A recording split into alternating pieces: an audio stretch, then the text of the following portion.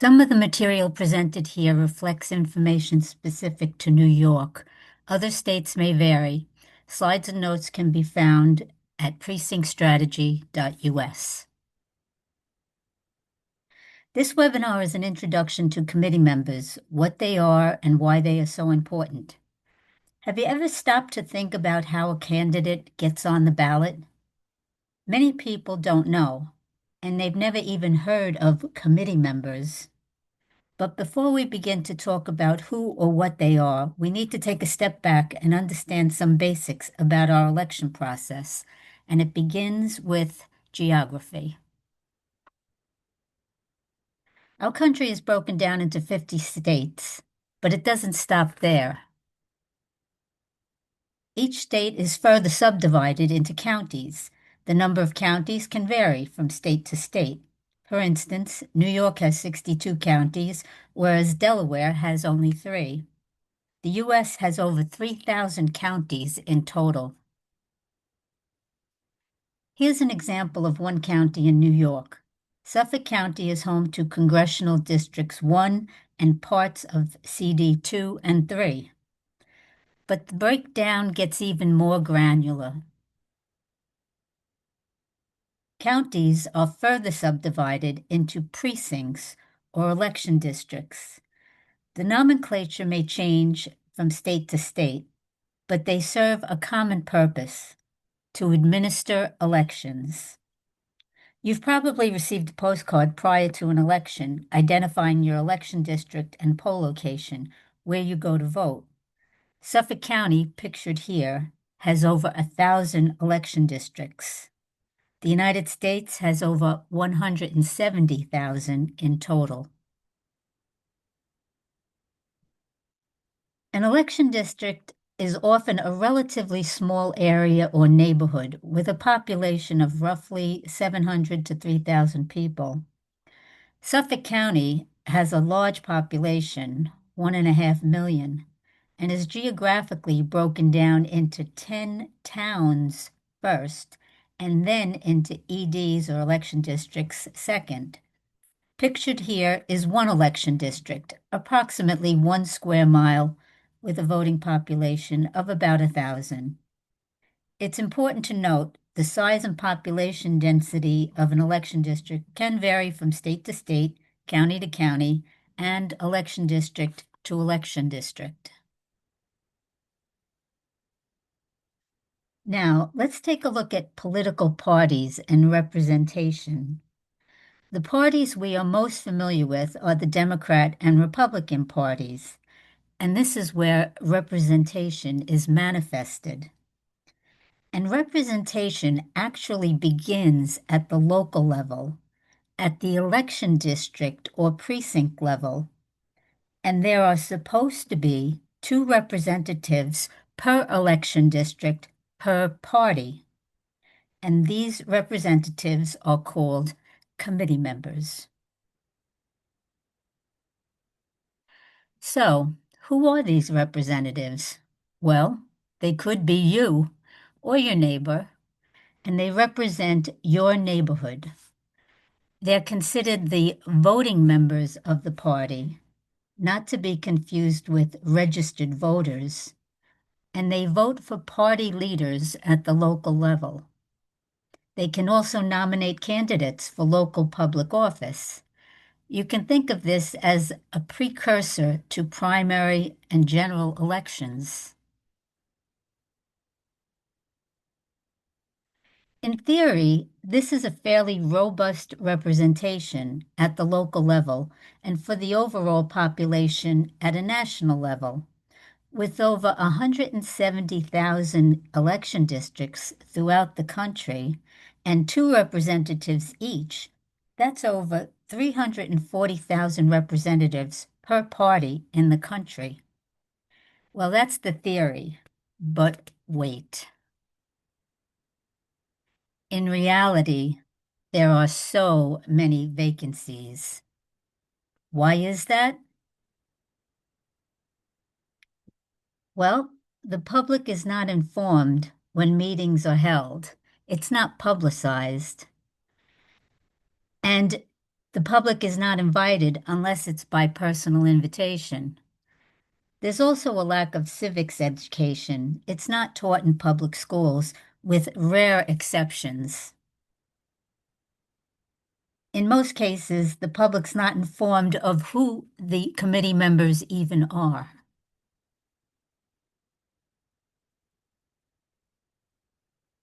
Another problem is that it can be selective.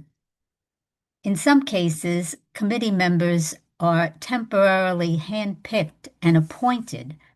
They may have a personal relationship with existing members, and in some cases, they can be government employees at the town or county level. And there's another problem with verification inconsistencies and an approval bias. In some cases, individuals seeking to become committee members may be challenged and/or rejected, sometimes unfairly, sometimes unlawfully. What this means is that with approximately half the number of committee positions vacant, many neighborhoods do not have any representation at all. And decision-making that occurs within the party at the local level is limited to a fewer number of representatives. These are the obvious problems, but there are other concerns.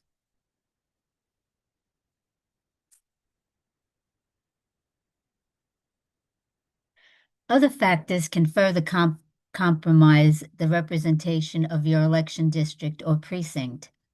Party bylaws can define the residency requirements for becoming a committee member. For instance, in Suffolk County, New York, you can be a representative for any election district as long as it falls within the boundaries of your assembly district, outlined here in red, which is a much larger area. As this map illustrates, an election district in one location, outlined in yellow, can be represented by someone who lives in another election district 20 miles away. Another concern is proxy votes. In some cases, individuals may be appointed or added to a slate petition without their knowledge, or they may be asked to be a committee member without knowing what the purpose or meaning of the position is as a representative of the neighborhood. And then they may be asked to turn in their proxy vote to committee leaders. This results in a consolidation of power and undermines the fundamental bedrock of our government, representation by, quote, we the people. The photo here was taken at the Suffolk County Republican Nomination Convention in February of 2026. The gentleman with the red tie is the party chairman, and the other three gentlemen are candidates for congressmen for congressional districts 1, 2, and 3, which are in Suffolk County. The lead up to this event was that the party leader and an executive committee appointed a nominating committee who recommends a slate petition, and a floor vote was taken at this convention by the committee members, not the general public.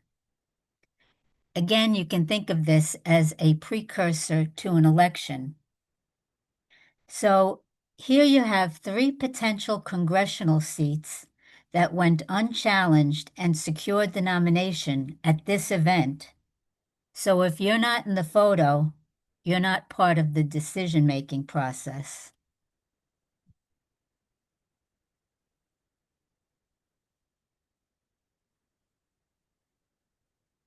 So what are the consequences? Well, public apathy. They become disillusioned. People feel disenfranchised, that my vote doesn't matter, and there's low voter turnout. You wind up with a lack of true representation, and ultimately you can lose your country. But the good news is there's a solution. the Precinct project, but it requires people to get involved at the local level, to become a committee member and represent your election district, and spread the word. Before concluding, I'd like to emphasize that this presentation is an introduction to committee members. They are not elected politicians, they are not government officials. Rather, they are unpaid volunteer party positions. But they are a vital part to our country's founding principles that demand a representative government of the people, by the people, for the people. Although the details of committee membership can vary from state to state and even at the lower level of county to county, the objective is the same. It's about representation.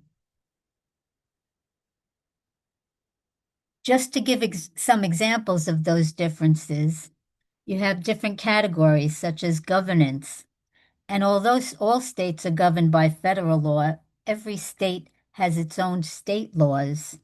They are codified and enforceable. There's administration. In any given state, there might be an individual in charge of elections, either elected or appointed, or it might be a body such as a commission or a board. And that entity may have its own practices, procedures, and guidelines.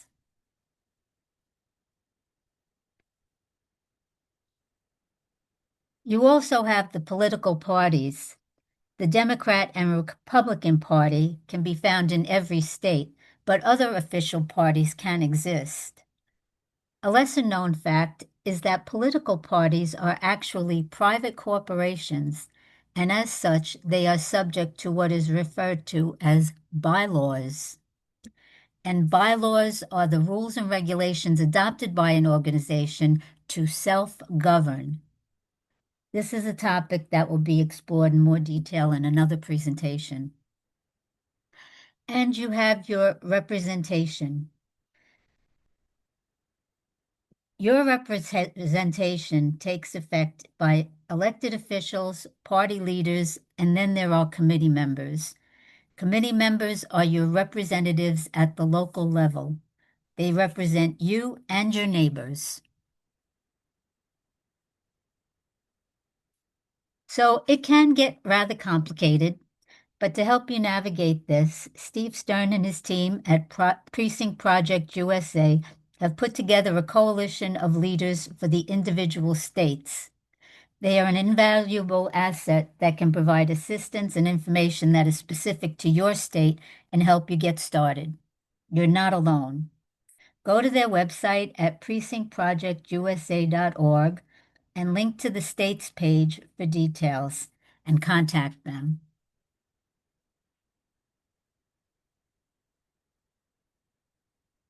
In conclusion, we hope you'll join us and consider becoming a committee member in your county, where you can have a seat at the table and truly make a difference.